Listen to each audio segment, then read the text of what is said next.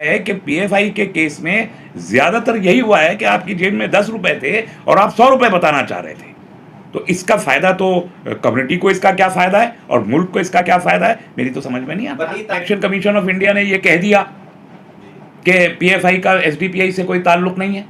SDPI में 3.5 साल रहा। मेरा एक स्टेटमेंट आया कि एसडीपीआई और पीएफआई इंटरलिंक्ड हैं क्योंकि पीएफआई का बड़ा कैडर एसडीपीआई की अथॉरिटेटिव पोजीशंस पे मौजूद है। मैंने बिल्कुल क्लियर ये स्टैंड लिया जो सच है। मुझे लोगों ने कहा कि ये सच जरूर है मगर आपको आवाम में नहीं बोलना चाहिए। तो क्यों नहीं बोलना चाहिए आवाम में? अब मेरे कि मैंने चोरी इसलिए की कि आप भी चोर हैं, यानी आप एक अपनी गलती के जवाब में दूसरे को ये बताएं कि आपने भी ये गलती की इसलिए मैंने ये गलती की। ये तर्क वितर्क, ये दलील देने और ये बहस व तमीज का कोई मयार नहीं है। इसलिए किसी मुस्लिम ऑर्गेनाइजेशन पे पाबंदी लगी है इसलिए आरएसएस पे भी लगा दो, ये मयार नहीं है। किसने सही मानों में गलत किया है उसको रोकिए। और हजरतुल नबी का एक जलसा अगर बटला हाउस चौक पे हो गया तो पूरे इलाके में रैपिड एक्शन फोर्स लग जाया करता था और बीएसएफ आ जाती थी और बटला हाउस चौक से लेके कहा जमना तक पूरे पुलिस की छावनी बन जाती थी। हम कहते थे इतना प्रोवोकेशन मत दीजिए ना, ऐसा कुछ नहीं है, चीज़ों को रिजॉल्व करना चाहिए। ये कश्मीर वश्मीर का इशू नहीं है, नॉर्मल लॉ एंड ऑर्डर की एक सिचुएशन है, उस पर ग्रीवियंसेस है, वो सरकार के सामने पेश करनी है। तो उस वक्त हम जाते थे कि और हायर पुलिस ऑफिसर्स को बताते थे कि देखिए ये ऐसा इशू नहीं है कि आप इलाके को बदनाम कर दें। और हम चूंकि तर्क के साथ बात करते थे उस वक्त तो वो बात सुन ली जाती थी। अब इस लेवल पे बात करने वाला कोई है नहीं कि वो पुलिस के हायर ऑफिसर्स के साथ कोई आर्गूमेंट कंटेंट के बेसिस पे करे। ऐसा यहाँ हमारे ना एमएलए साहब कर रहे हैं, वो बहुत बड़े आदमी हैं, वो जाके डीसीपी के साथ बात करते में कसरेशान महसूस करते होंगे। हमारे काउंसलर्स को उसका शायद इतना अंदाजा नहीं है कि कैसे बात करनी है। और हम जैसे लोग जब जाते हैं तो मैंने क्यों छोड़ा नागरिक सुरक्षा समिति को? मैंने इसलिए छोड़ा कि इन्हीं चुने हुए नुमाइंदों ने, जो उस वक्त भी चुने हुए कुछ थे, अब एक्स हो गए, कुछ अभी चुने, इन्होंने सब जगह खड़े होकर अफवाह उड़ाई। ये तो पुलिस के मुखबिर हैं। 1948 में आज़ाद होने के मुल्क के 1 साल के अंदर अंदर गांधी जी की शहादत हुई और उसके बाद आरएसएस बैन हो गया। वो पहला बैन था आज़ाद हिंदुस्तान में। तब से लेके अब तक 2022 तक 75 साल में 100 के करीब ऑर्गेनाइजेशंस बैन हुई और बैन हटे। ये रिकॉर्ड है। और इस रिकॉर्ड में अगर हम इसको रिलीजियस एंगल के साथ देखें तो हम ये देखते हैं कि मुस्लिम ऑर्गेनाइजेशन पैन इंडिया लेवल पर सिर्फ 2001 में एक ऑर्गेनाइजेशन बैन हुई। उससे पहले जमात इस्लामी का बैन टिट फॉर टैट की तरह था, जो कि इमरजेंसी के वक्त में जमात इस्लामी को बैन किया और एक बार और बैन किया तो बहुत सारी ऑर्गेनाइजेशन बैन की, जमात इस्लामी को भी किया और वो बैन ख़त्म हो गया।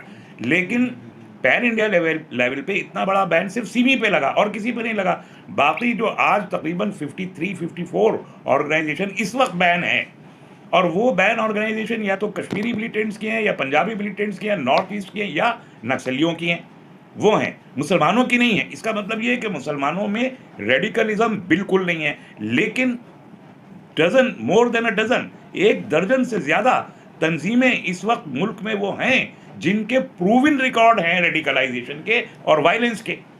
अभिनव भारत है, हिंदू सनातन संस्था है, बजरंग दल है, विश्व हिंदू परिषद है और दुर्गा वाहिनी है। इस तरीके से 1 दर्जन के करीब नाम हैं जो सर्कुलेशन में रहते हैं और उनके वर्कर्स के खिलाफ, उनके लीडर्स के खिलाफ केसेस है अदालतों में, चार्जशीट फाइल हुए हैं। बहुत से जो केसेस है वो तो राष्ट्रवादी बताया जा रहा था, ये राष्ट्रवादी लोग।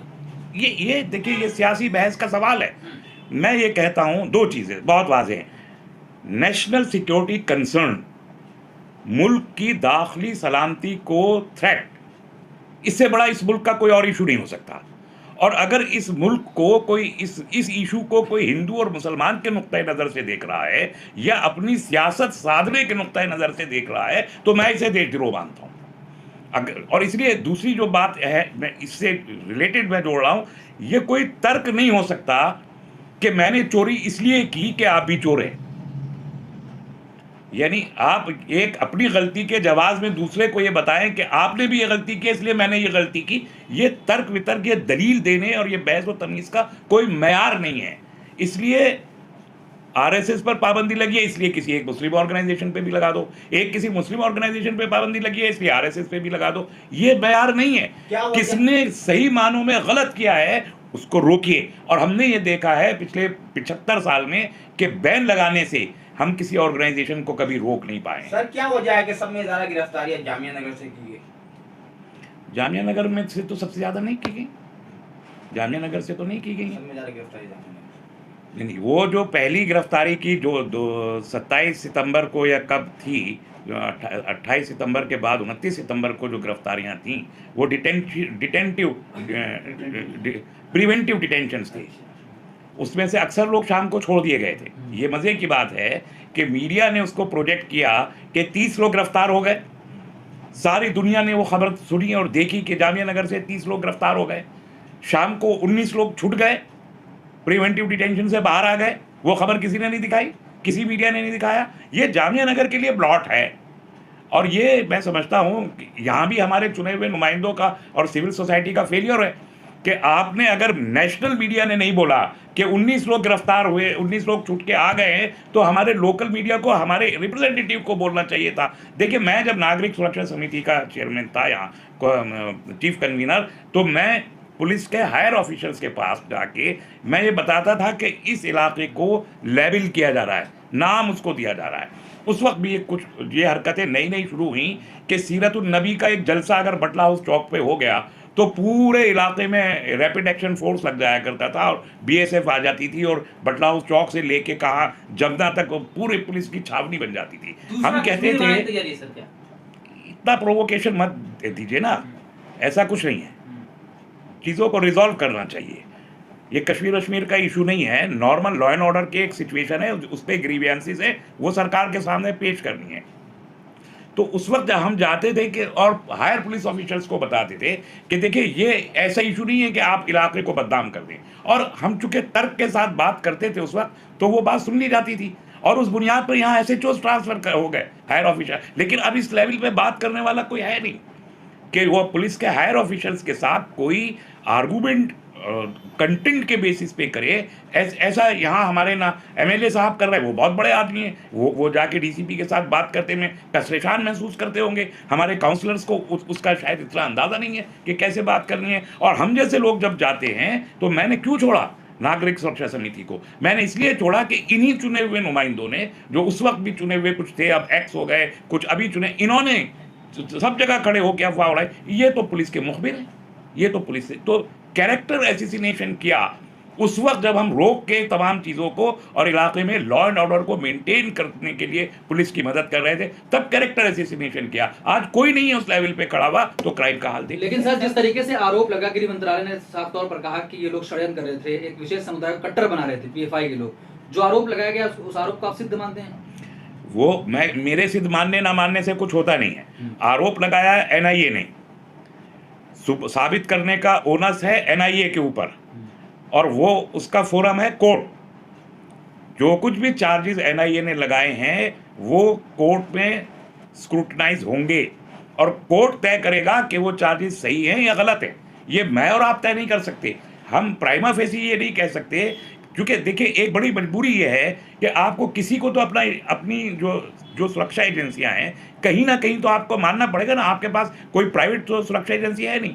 जो सरकार की सीबीआई है, सरकार की आईबी है, सरकार का एनआईए है, आपको प्राइमा फेसाई उसी के ऊपर रिलाई करना पड़ेगा।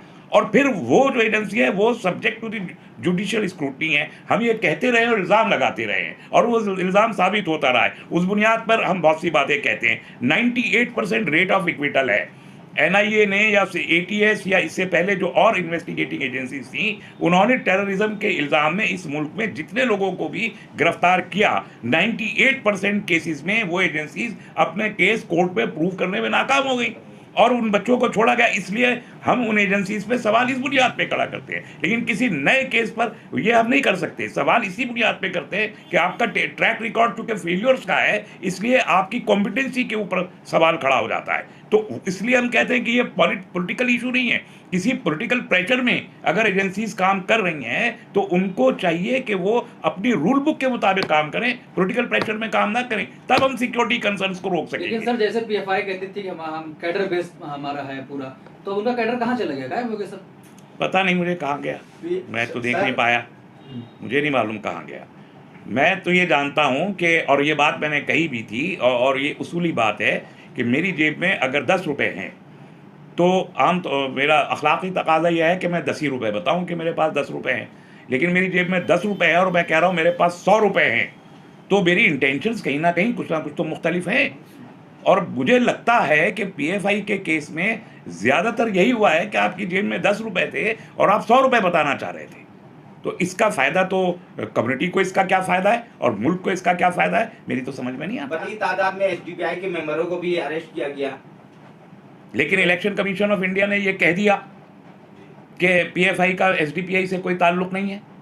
मैं जिस वक्त ये कह रहा था, अब देखिए यही बात है, मैं एसडीपीआई में 3.5 साल रहा, मेरा एक स्टेटमेंट आया कि एसडीपीआई और पीएफआई इंटरलिंक्ड हैं क्योंकि पीएफआई का बड़ा कैडर एसडीपीआई की अथॉरिटेटिव पोजीशंस पे मौजूद है। मैंने बिल्कुल क्लियर ये स्टैंड लिया, जो सच है।